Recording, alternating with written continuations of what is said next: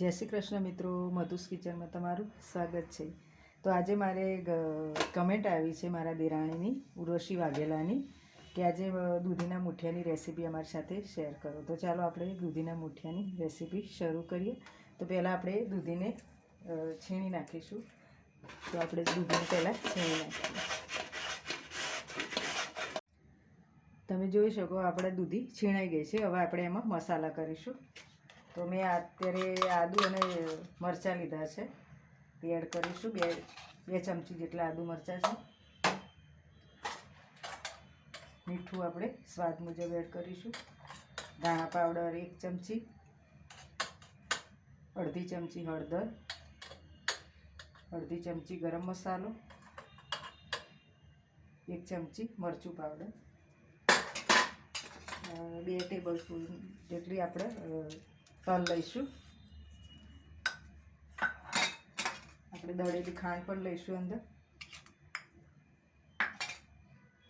લીલા ધાણા એડ કરીશું.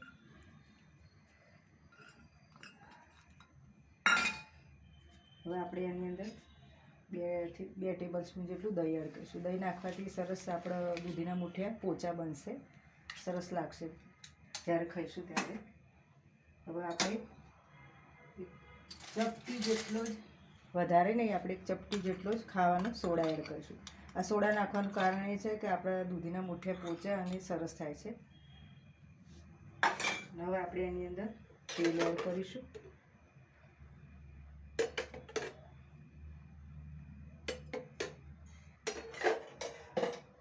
હવે એની અંદર આપણે ચણાનો લોટ એડ કરીશું, 2 ટેબલ સ્પૂન જેટલો. ચણાનો લોટ દૂધીના મૂઠિયા બહુ સરસ લાગે છે. અને અત્યારે મેં આ ભાખરીનો લોટ લીધો છે, કરકરો જે આવે છે એ લેવાનો છે. થોડો એની અંદર રોટલીનો લોટ લીધો છે, વધારે નહીં બાઇન્ડિંગ માટે.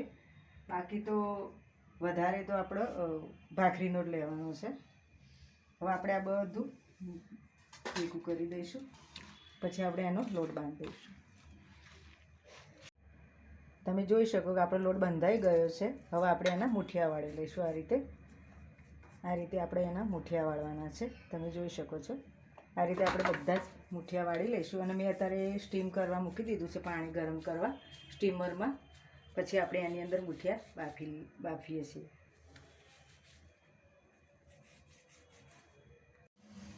મૂઠિયા આપણા વળી ગયા છે. હવે આપણે એને સ્ટીમ બાફવા મૂકીશું. તો મેં પાણી આપણું ગરમ થઈ ગયું છે સ્ટીમરમાં, તમે જોઈ શકો છો. અને પ્લેટમાં તેલ પણ લગાવી દીધું છે, કારણ કે આપણા મૂઠિયા જ્યારે બાફીએ ત્યારે ચોંટી ના જાય એકબીજા જોડે. એટલે આ રીતે આપણે એને ગોઠવી લઈશું.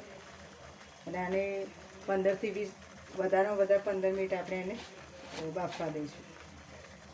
પછી આપણે એને ઠંડા કરી લઈશું. તો હવે આપણે એને 10 થી 15 મિનિટ માટે બફાવા દઈએ. પછી આપણે વઘાર કરીશું ઠંડા કરીને. તમે જોઈ શકો હવે આપણા મૂઠિયા થઈ ગયા છે. તો આપણે જોઈ લઈએ. જો આપણા મૂઠિયા સરસ થઈ ગયા છે, પણ અત્યારે થોડા ગરમ છે એટલે હું ચીપિયાથી લઉં છું.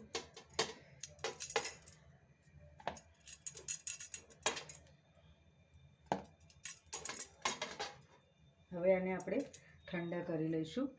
ઠંડા કરીને કટ કરીને પછી આપણે એનો કઈ રીતે વઘાર કરું હું આગળ તમને બતાવું. મૂઠિયાને આપણે કટ કરી લીધા છે, ઠંડા થઈ ગયા અને કટ પણ કરી લીધા. હવે આપણે એનો વઘાર કરી લઈશું. તો આપણે તેલ એડ કરીશું.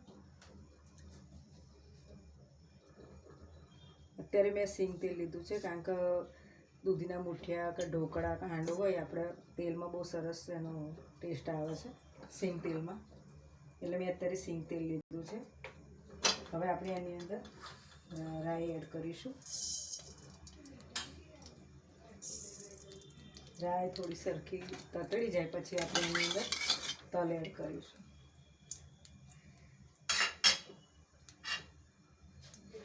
હવે આપણે એમાં તલ એડ કરીશું, 2 ચમચી જેવા.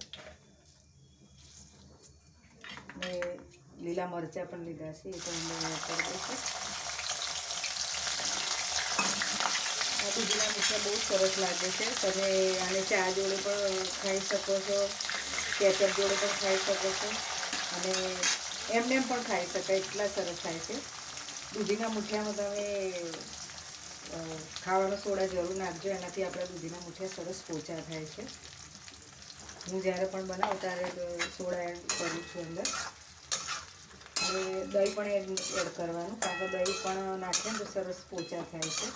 જો દહીં ના હોય તો તમે લીંબુ પણ નાખી શકો છો. અત્યારે મેં બધા જ મૂઠિયા એડ કરી દીધા છે અંદર. આપણે એને થોડા થવા દઈશું.